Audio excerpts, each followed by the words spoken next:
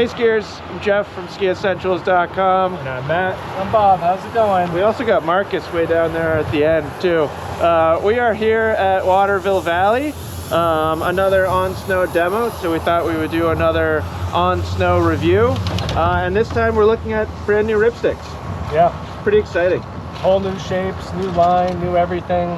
Yeah, so later this week we're gonna do an in-studio kind of in-depth look at the new line in totality, the construction changes, all that. Just kind of a simple recap of construction, and we skied them a few weeks ago in Stowe, so we've got a little bit of a first impression. Bob, you and I also got on some final prototypes version like last spring. Right, yeah. So we have skied them a fair amount so far. But basically what happened is they moved the non-tube carbon to below the core. So kind of just moving materials around, added some flax into the tip, beveled the top sheet, kind of like Playmaker-esque. Yep. Supposedly to improve durability, and we definitely saw some comments on some recent kind of teaser posts that durability could use improving. Sure. So you guys skied them at Stowe. What were your first impressions? My initial impression was that they have made them smoother. Yeah. Like, that seemed to be the goal, and I think it was achieved. Yep. Through that movement of materials, and just overall felt like a more composed ski. Yep. You know, speaking to this 96 regular that I have on my foot right now, that was kind of a bit more noticeable. The other one, I remember it worked better at a higher edge angle. The black? No, the old. Oh, regular, the old, sure. Old Yep. And this one works better at variable edge angles, yes, which I think is a big improvement. Really, the old 96 was great, but really operated best at a higher edge angle. Yep. Especially in terms of like on-trail performance. Yeah, it was kind of like one or the other. Yeah. Like high edge angle ripping carves on a groomer, or flat edge angle wiggling around in the trees. Yeah. You think this has a little bit more capabilities in between? Yeah, and that just filters into turn shape and style from there. Sweet. So I'm on the 175 normal 96. Bob, you're on the 182. Yep. Something that I think is interesting is they changed the way that they measure the length. So I'm actually like, I can't wait to get these in the studio and look how the lengths compare to like the current lengths. Like 175 I actually think is going to be close to 180. Yeah, they're usually measured like 1.5 centimeters short. Yeah. Like on average. Yeah. So anyways, Bob and I are on the normal 96. Matt, you're on the black edition. Yep, 182. So we're gonna give the camera to Matt to start here.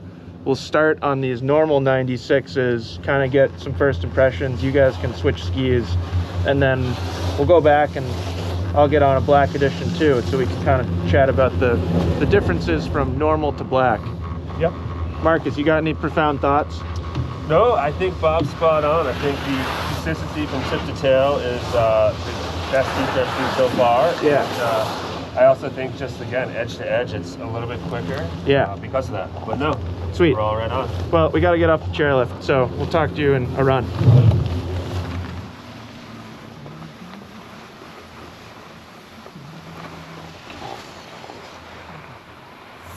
All right, run one in the books.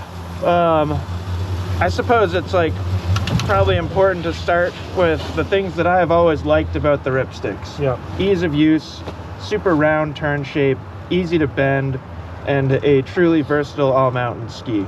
Right. With that in mind, what'd you think? So, I mean, suspicions confirmed, you know, more like reiterated my thoughts of how my previous experience was, where really loves short, quick, energetic turns. Yep.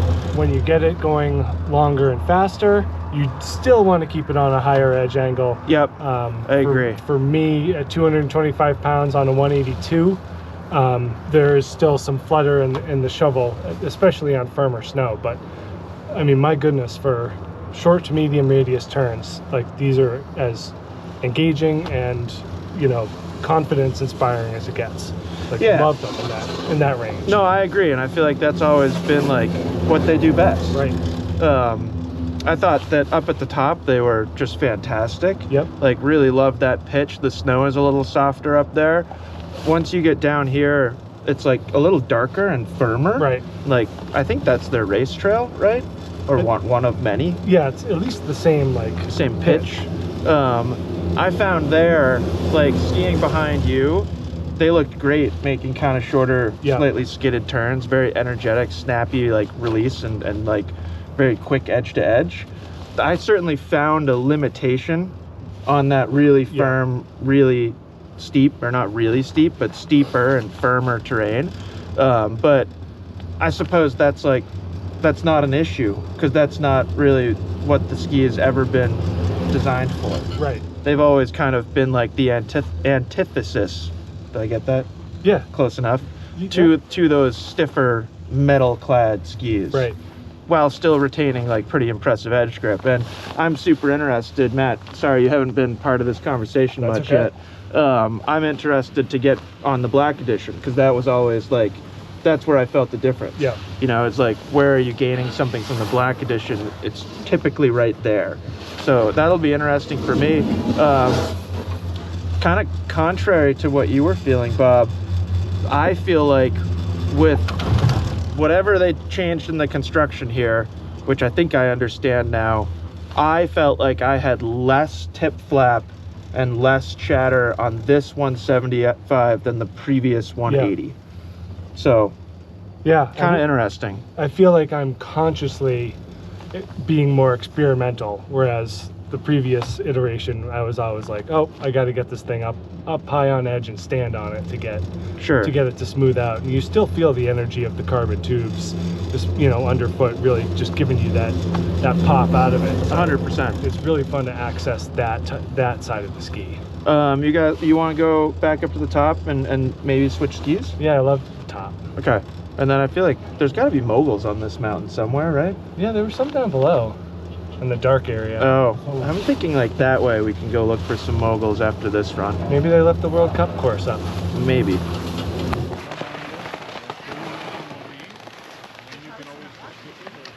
Yes.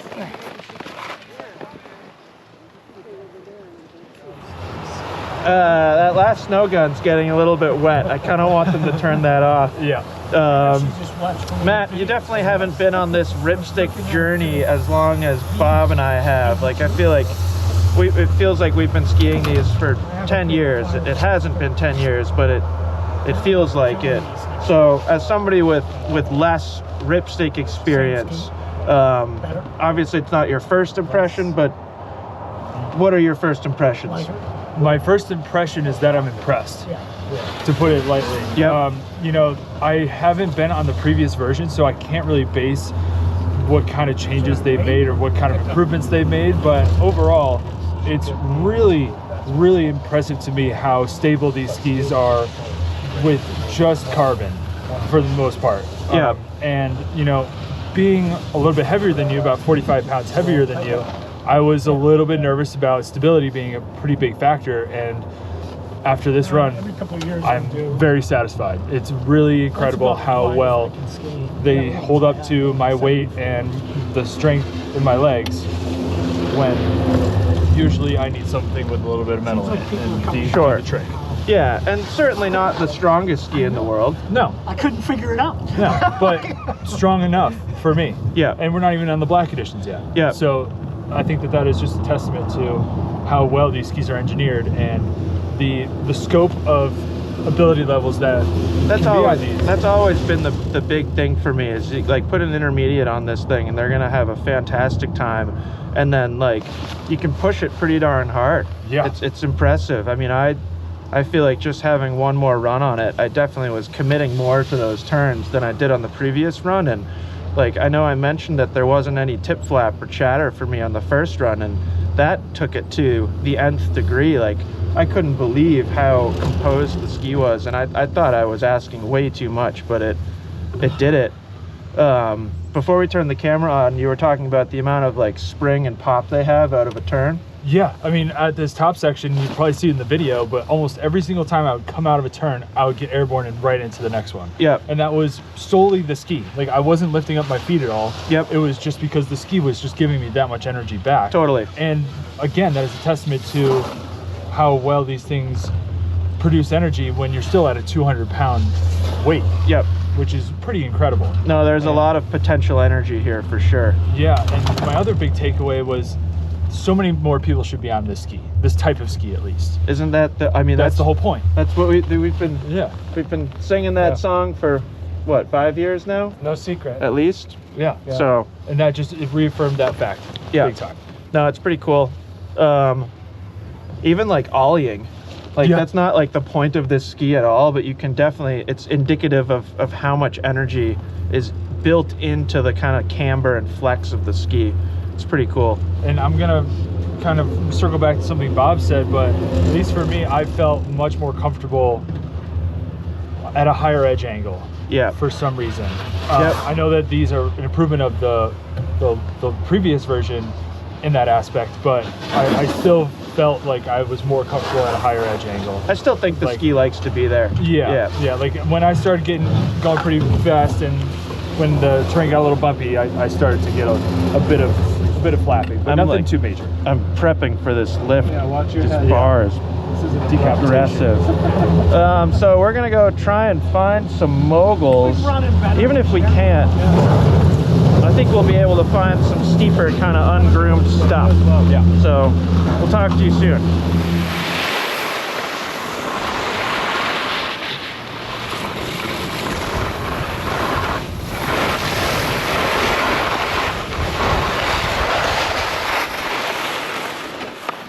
That's sweet. I'm really bummed we can't ski this. All right, Matt, the name of our blog is technically Chairlift Chat, which would make this a T-bar talk. Yes. Love it.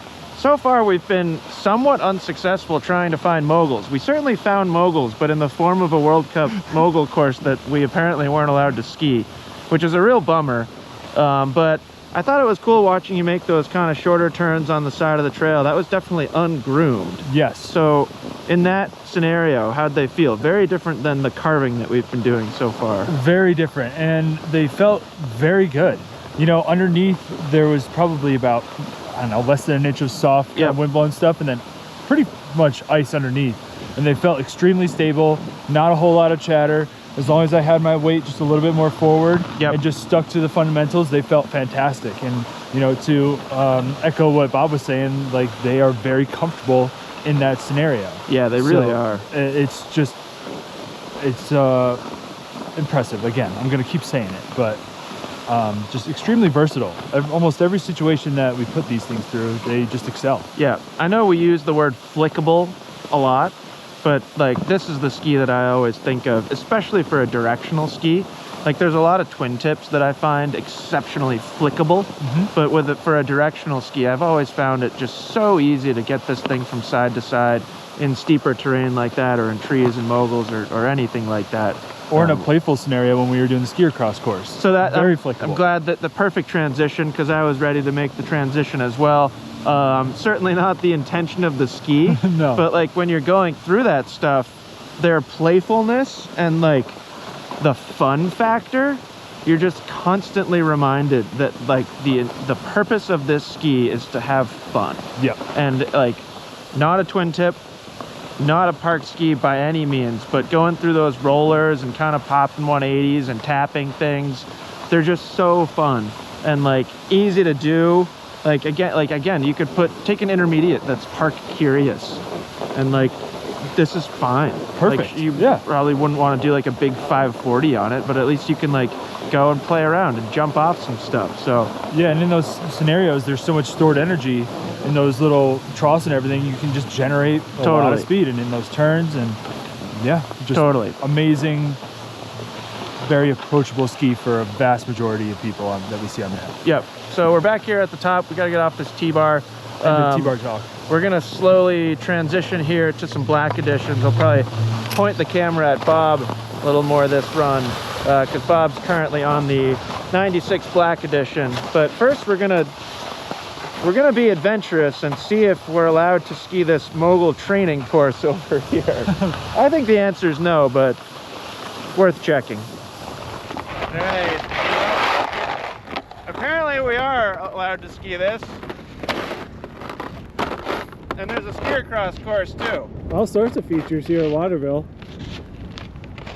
All right, this is like uncomfortable for me. You just, I mean, start easy, work your way up. I'm gonna do great. Keep your hands in front. I'm gonna do great. Keep pole plant fast. You always say that, and it doesn't work for me. Pete Pooh, is that what you said last year? Quick hands. All right, ready? Yep.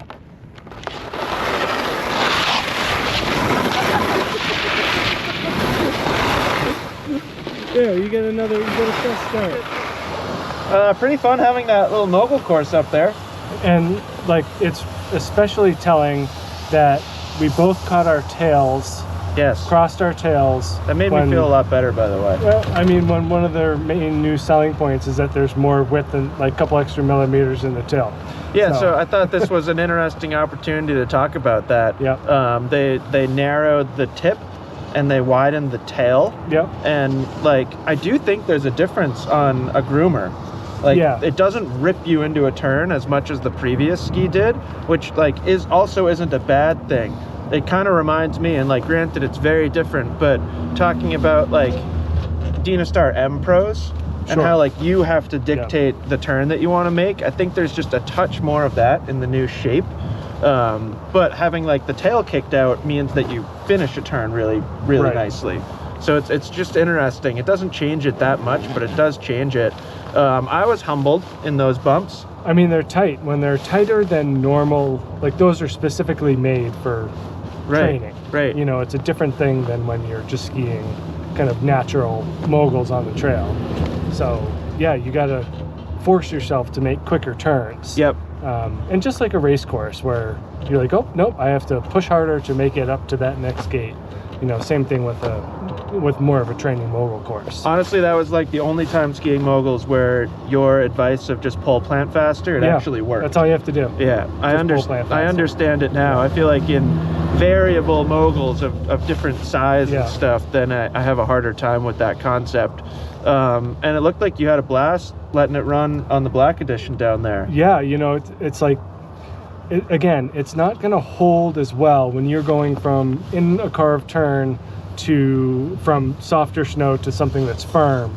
You know, it doesn't hook up as well as a ski with 2 sheets of metal. Sure. But again, not the point. Yep. You know, the point is to be able to engage it easily, to be able to break free from it easily, and to have a good time. You know, and like they certainly, even with Black Edition. Black Edition. I agree. Yeah. You know, it's not like I feel like I was a little bit more impressed when we first got on the original Black Edition, just thinking like, wow, look at what they can do with these carbon tubes and these additional tubes. Do you think now you're just numb to the accomplishments? Yeah, I think so. Yeah, I think so too. We're both just like, yeah, Ripstick Black Edition. Of course it's going to absolutely be awesome. Yeah.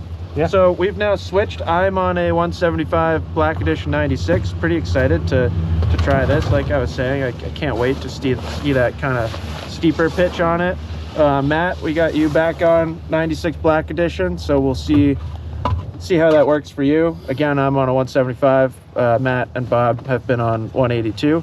And then Bob, I might have to twist your arm and get you to ski that mogul line on normal Ripstick 96. We'll see if my scores end up any better. Well, I'm just curious if they feel different. Yeah, no, and sure. You know, I'll do it too, and we can both kind of chat about that. Perfect. So we'll catch you back at the top of this T-bar, and then probably getting close to wrapping this thing up and sharing some final Ripstick 96 thoughts.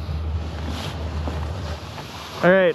Resident mogul expert Bob, what is your official take on Ripstick 96 versus Ripstick 96 Black Edition, specifically in moguls? I don't think it's a surprise that I felt more comfortable on the regular 96. Yep, I agree. You know, it's just a little bit quicker edge to edge. Yep. And even just, you know, it might be, I don't know, 100 grams difference. We'll have to check the specs, but they're both very light. I will say that. Matt and I just talked about that on the way up. No, they definitely are. I feel like that's important to remember, is Black Edition's still pretty light. Yeah, I mean, we're talking like not over 1,800 grams. Yeah, so, I don't think so. I mean, they're lightning quick. You know, in the bumps, I like that flexible shovel. And I always liked the old Black Edition and moguls. Like, that was one of my favorite bump skis at Stowe. Yep. And you know, for something that's tight like this, you know, manicured course here, the regular is wonderful. Yeah. Yeah. You know what I noticed? Like the tail is stiffer in the black edition. So for me, a just modest amateur mogul skier, not a professional such as yourself, I felt like maybe it was a good thing, but it reminded me that I had to stay forward. Right. Because I like got a little bit on my heels just now, and I was like, oh right, I have to like be engaged and stay forward and keep my upper body forward. So I don't know that I would go as far as saying that the regular 96 is better in the bumps, but I think it's more forgiving in the bumps, which I think for most skiers equates to better. Right. So no, anyways, I was impressed. We're gonna do an on-piste black edition run here. Probably let you get Matt up on this beautiful soft snow area, and then I'll put him to the test down there where it gets a little steeper, because I've been really excited to do that. So I'm gonna swap the battery out here at the top because we've filmed a lot already. Perfect. I feel like that was a really effective on snow Ripstick review. Yeah, we did a lot of fun things, and I think that's the point. Yep, almost fell. Yep. Yep. At least once, really twice. I feel like I used to be kind of split. Like I would be right in between whether I like 96 or 96 black edition. I think I might be more of a non-black edition guy now. Yeah, interesting. You know, like I feel like they made that ski just a little bit more robust, took out some of that tip flap, and now like for me at my weight it's so much easier to bend. Yeah. And then I don't have to like try and ski like that, or I feel like I did ski like that on the normal black or the normal Ripstick, and it was fine. Yeah. And like I don't know that I need the extra just stiffness of the black edition. I mean, I might almost be there with you, and just also knowing that there's other more sturdy skis out there. Like it's not like the black edition is going to be your, you know, mantra or enforcer or something with you know, a lot of metal in it. So it's almost more beneficial to go more playful. Right. That's what you're Why looking not for. enhance that personality of the ski? Now I would, if I had to bet, I'm not really a betting man, although I've been known to do a fair amount of sports gambling. If I had to bet, I would say maybe it's different for you, Matt. You know, you would have been correct at first, but after you guys were just talking about the fact that it wouldn't, this wouldn't be my only ski. Don't let us completely change your mind. You know, if this was my only ski, this is my one ski quiver, it would be a black edition. If I had other skis, that's what I was thinking. would be on the regular one, because I like the flickiness and the playfulness of the normal regular edition. But you know, if it was my only ski and I was doing everything on the mountain, I think I would want that little added stability. So I'm right where you used to be, right down the middle. Right in the middle. Yep. It's an interesting place to be, isn't it? Yeah, I would be happy on either. Yeah. So yeah. And I'm still reserving full judgment until I get on a 189, which we haven't seen yet. So well, and it's we haven't really talked too much about that yet, but it's funny, like I don't feel the need to ski the 182. Yeah. And I don't know if that says more about myself and how I've changed as a skier, or more about the ski. Right. But I mean, it certainly is shorter than the 180. Yep. So just the fact that I don't even have that thought in my mind of skiing the 182, I feel like says a lot about the changes to the Ripstick 96, particularly the non-black edition. Yeah, I agree. So that was super fun. Yeah. Look out for another video later in the week. We will like kind of just really go in depth on the construction changes and all that stuff. There's different lengths, there's different widths, there's all sorts of different stuff, and that just felt like too much to have that in this conversation. Yeah, totally. There's a lot. Yeah, so keep an eye out for that, and in the meantime, let us know if you have any questions. They're pretty impressive skis. Like for how light it is and flickable. Yeah. Its willingness to do that. Like I trusted it that time. I challenge you to put a 70-pound backpack on. And be a Bob. Say the same thing. I would much prefer staying at 155 pounds. You can do all sorts of things. Hey, you want to go out, back up, and explore some mogul terrain, maybe? Yeah, we can find something. All right, why don't you take Matt to the bottom? There's this.